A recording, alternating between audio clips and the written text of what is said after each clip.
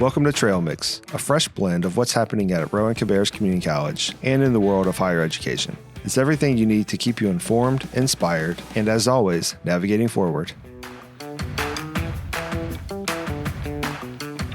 Student clubs play a pivotal role in the success of students' academic journey, sometimes revealing new passions or career options that could change the entire trajectory of their life. Today, we're talking about Future Business Leaders of America, or FBLA for short, and how this organization is helping Rowan-Cabarrus students build the confidence, skills, and leadership experience they need for whatever comes after college. I'm your host, Carter Wingfield, and today I'm joined by Chad Nichols, FBLA Faculty Advisor, Kiara Davis, newly elected Chapter President, and Colin Williams, former Chapter President and newly elected National Executive Vice President. Thanks for joining us today. Good morning. Good morning. Thank you for having us. Yeah.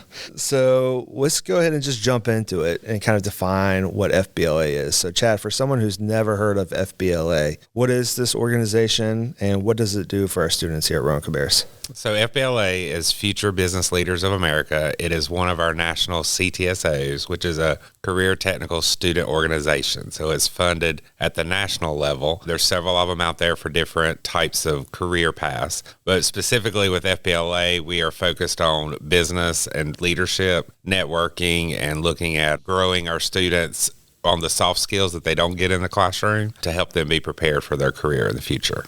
In terms of its overall structure, there's several different levels, right? So it's broken down with 3 levels. You have the national overarching level, and then each state has their own state chapter. Okay. And states are set up differently because the freedom of each state to set it up the way they want. And then the local level also has its own chapter within each school, and some schools that are multi-campus can have multiple chapters. Oh, okay. Here at Rowan, we just have one chapter that we house between North and South Campus. Okay.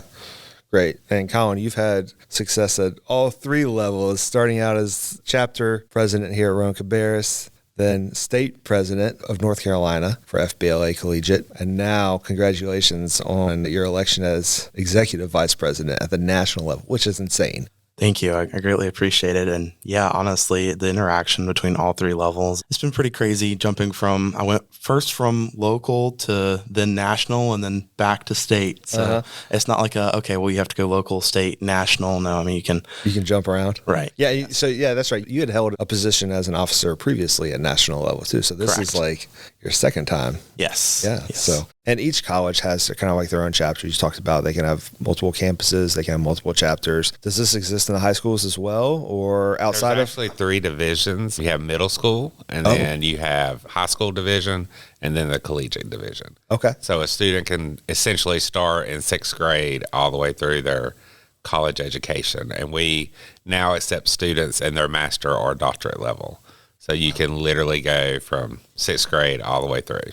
Do you have a lot of students that come through the Rowan-Cabarrus chapter that have come out of the high school or even the middle school programs? Unfortunately, here in North Carolina, we do not have a great connection between high school and collegiate. I've had just a handful of students that knew about FBLA before coming to Rowan-Cabarrus, but that is something at the state level that we are working to build that partnership so that the high school students know that they can continue their journey after high school.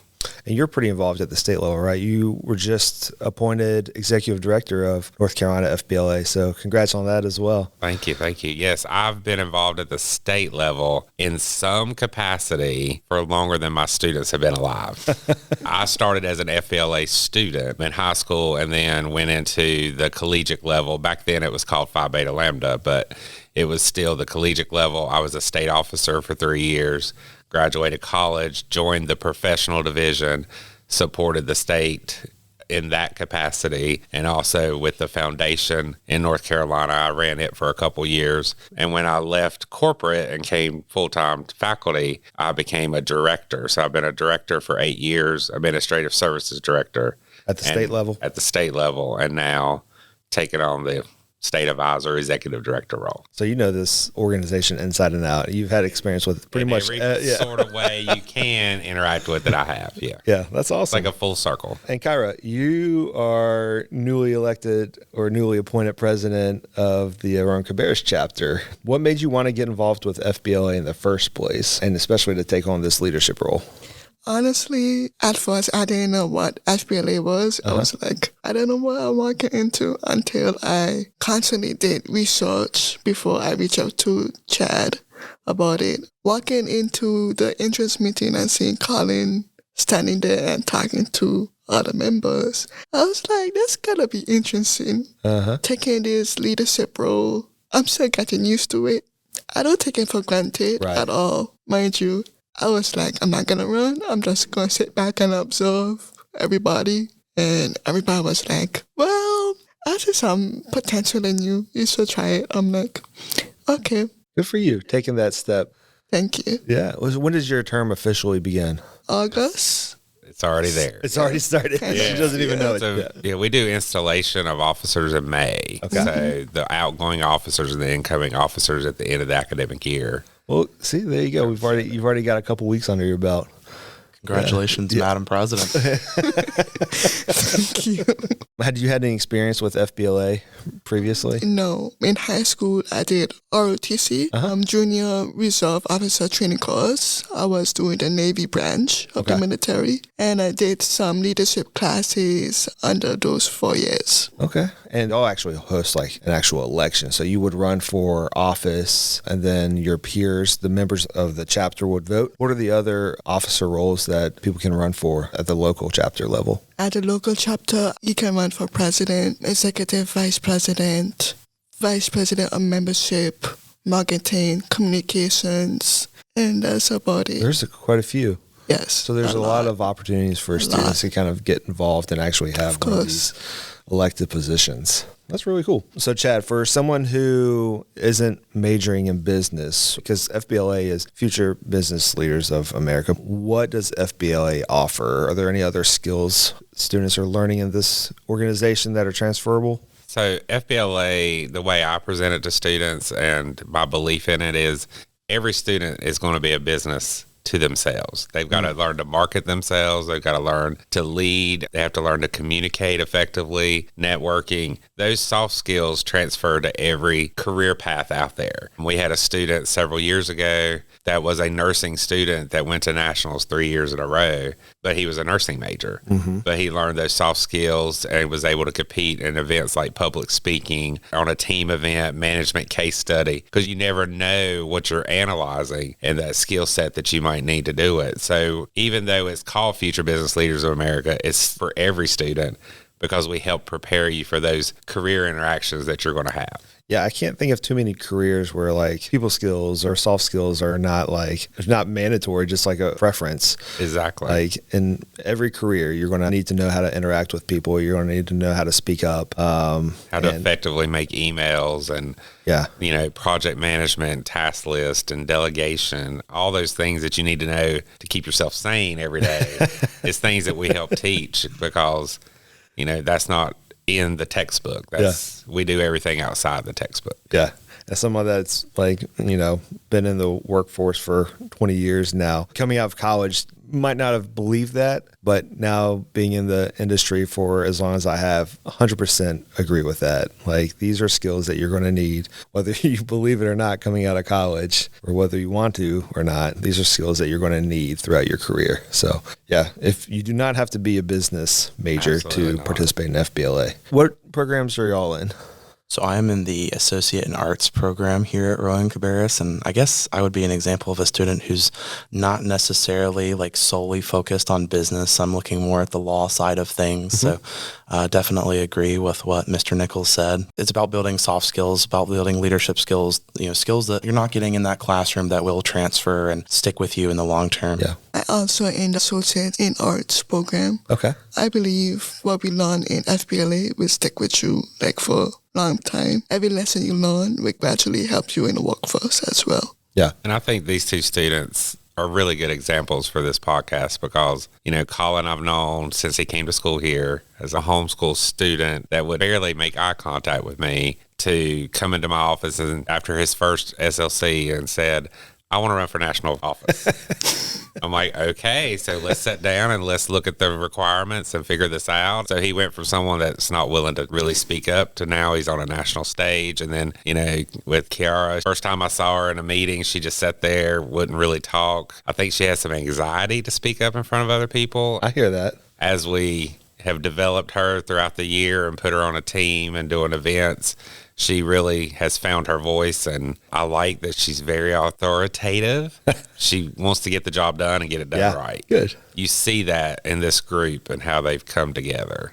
That's awesome. And Colin, Chad was talking about when he first came to him to be part of FBLA. When you first got involved, what was your initial experience with FBLA like, and what made you want to stay connected?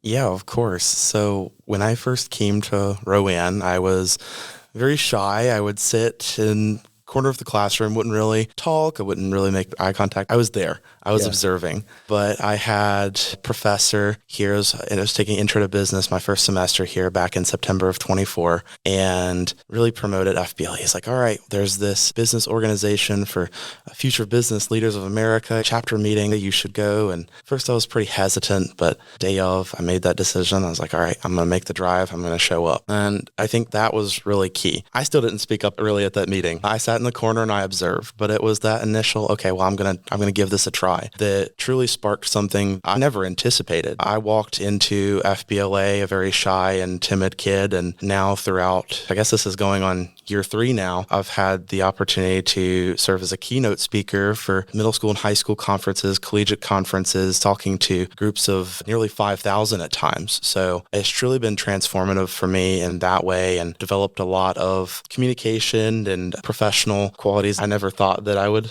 develop doing something like this, but here I am today. What is that progression through those different roles that you've held? So those 2 national positions, 1 state position, and then 1 local position. So at all 3 different levels. What does that progression look like, and what's that felt like to you?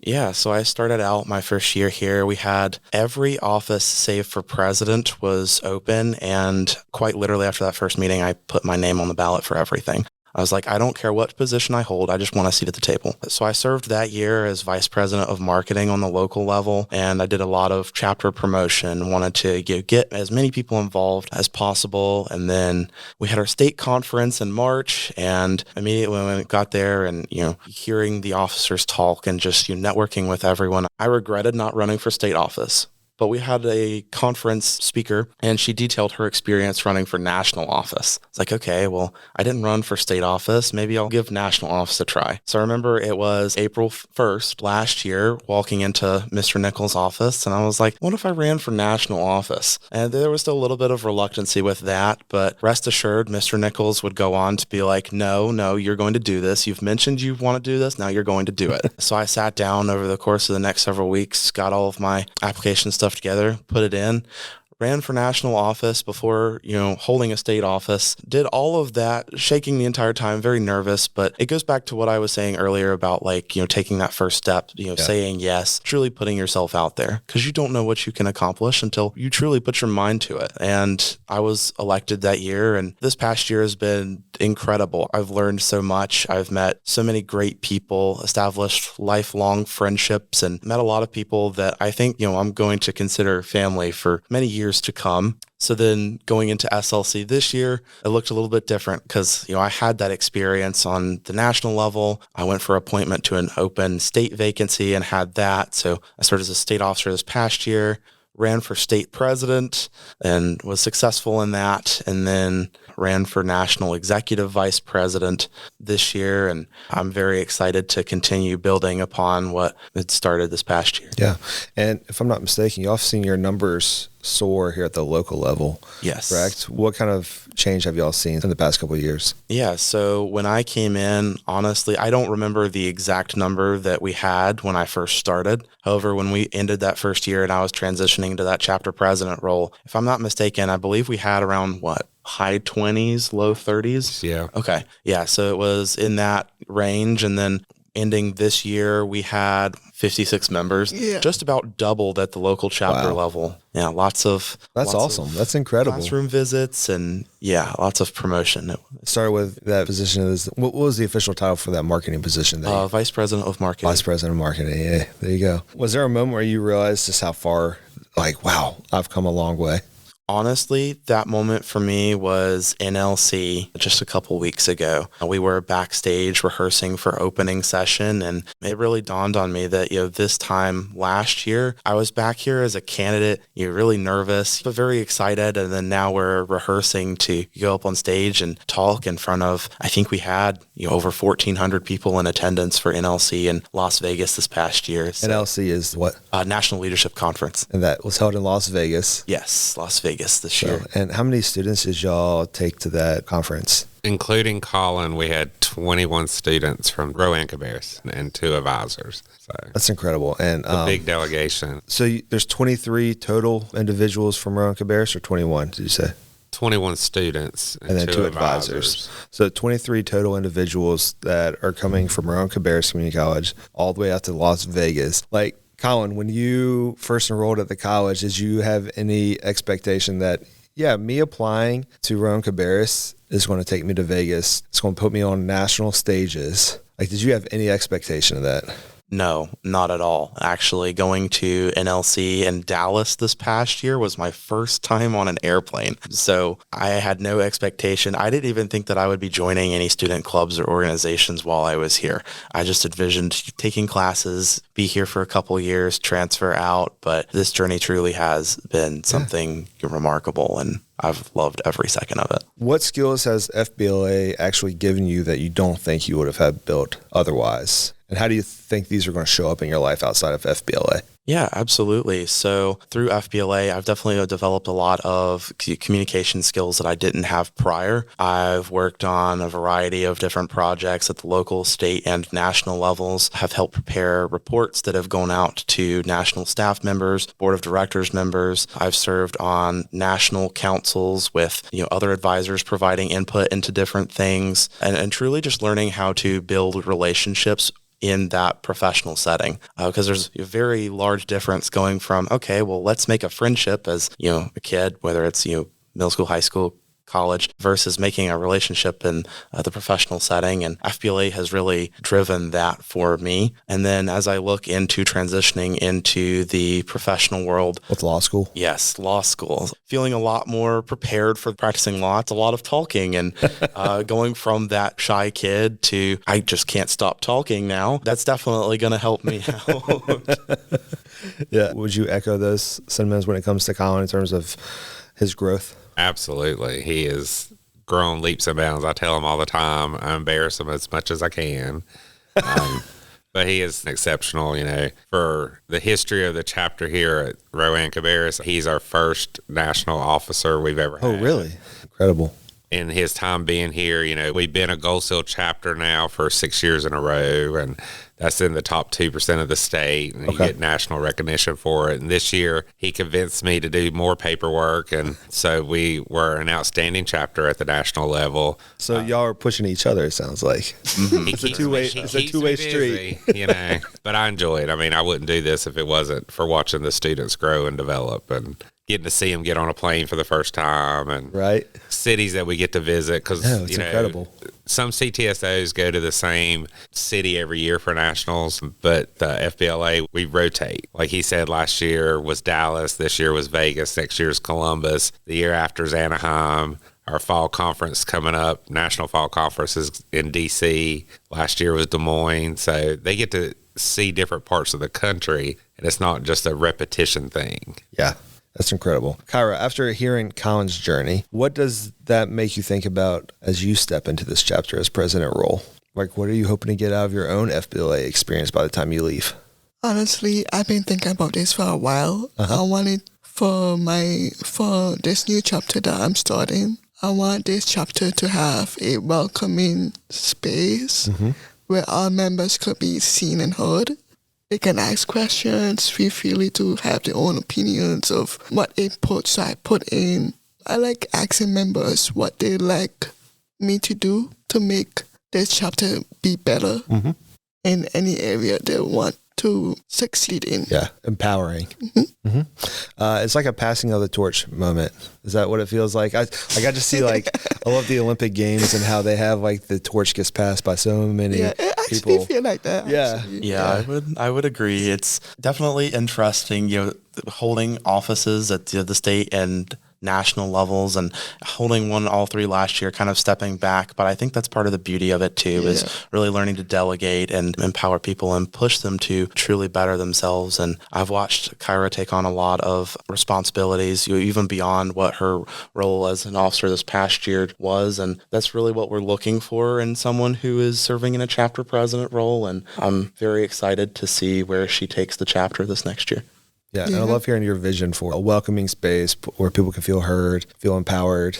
And I don't know, Chad, if you would agree with this or not, but as you've seen different presidents lead this chapter over the years, Kiara can't lead the way Colin did, and Colin can't lead the way Kiara is going to lead, and Colin can't lead the way that whoever his predecessor was before him. Like, you've got to lead with your own personal strengths and not someone else's strengths. Absolutely. And, that's the beauty of FBLA is the way it's structured with advisors. We provide the continuity to help guide them. Like, now, I know you want to do X, Y, Z, but we've got to do ABC to get, this award, or we got to do that. So helping them build the program of work. And one of my proudest things about FBLA here at Rowan-Cabarrus is that we are very active on campus. We're not just a club that meets and goes competes. We're, highly involved. Last year, they took on creating a clothing closet, a pop-up career closet, and we've got a permanent space now thanks to administration and leadership here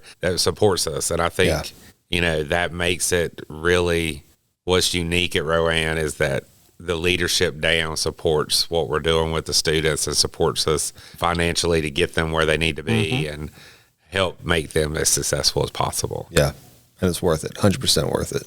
So last question, for a student listening who is on the fence about getting involved in something like FBLA, not sure if they have the time or if it's really for them, what would you say to them, Chad? I would say just say yes and do it. I mean, I know being a community college student, because I was one myself, you're working full time, you're going to school, you've got all this stuff doing, and some people look at a club or some kind of extracurricular activity as just one more thing they have to do. But this is something that once you get in it, you will see the benefits immediately, and you'll build a network that will help you in your future a lot more than just going to the classroom. So I would say come and listen and learn and participate, and you'll enjoy it. Well, from a shy first meeting that Colin had to the national stage, Colin's story is proof of what's possible when a student actually says yes to an opportunity. So thank you, Chad Nichols, for guiding this chapter. Thank you to Kiara Davis for stepping up to lead it next. Can't wait to see what you do with it. And for Colin Williams for showing all of us what's possible along the way if you just say yes to that opportunity. Thank you all for being great examples. So if you want to learn more about FBLA at Rowan-Cabarrus or how to get involved, Chad, what's the best way? Reach out to me via email. Okay. My email is chad.nichols@rccc.edu. That's Nichols, Nichols. Gotcha. Not like the some coin. people spell it a little differently. But yeah, just shoot me an email and I'll get you in contact with our leadership team, and we'll have people on campus welcoming everybody back in August, and you'll see our name everywhere. Yeah, who knows? This could be your ticket to Columbus next year. Next year, yes. So, well, thank you all for joining us today. It's been great. Yes, thank you for the opportunity. Thank you. Thanks for listening to Trail Mix. For more stories, updates, and to learn more about how Rowan-Cabarrus Community College can help you navigate forward, visit us at www.rccc.edu. Next time on Trail Mix. We tell students all the time, you can't protect what you don't know. Networking, we're focusing on these networks that we use in our everyday lives, and then cybersecurity is going to be layered on top of that to protect. So if you don't know what a network is, you can't protect it.